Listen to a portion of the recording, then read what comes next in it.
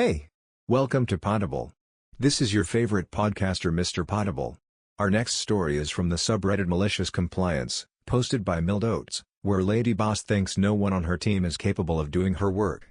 Here's what happened. Earlier this year, my boss took a 3-month leave for surgery and recovery. With 28 years of experience in my field, I felt confident in my abilities and thought I could step in to manage things in her absence. My boss, however, is a highly strung woman who firmly believes that only she knows how to do anything properly. Before she left, I approached her about temporarily taking on her role. Her response was sharp: "You are not capable of doing my job. No one here is." Undeterred, I asked again via email, hoping she might reconsider. Her reply was the same, and this time, I shared the email with my colleagues. The day came when the position was advertised within the company, and not a single person from our office applied. When management asked why, everyone echoed the same sentiment: they weren't capable. Over 40 staff members, yet not one was willing to step up. Eventually, someone from another site, a recent graduate named Bob, applied. At just 24 years old, Bob was appointed to fill in for my boss.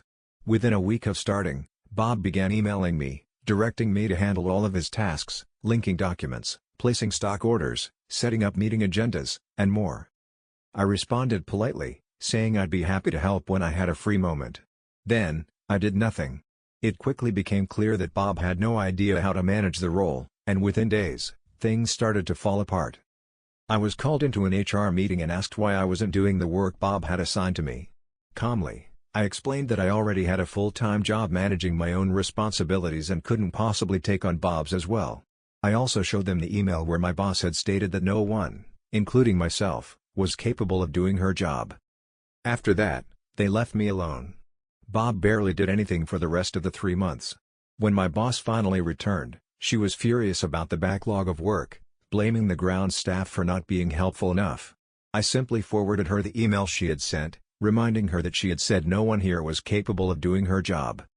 After that, she rarely left her office, and we didn't hear much from her for months. This is our story from the subreddit maliciouscompliance. And that's a wrap for today's episode. Thanks for tuning in, and remember, stay curious, stay awesome, and keep it poddable.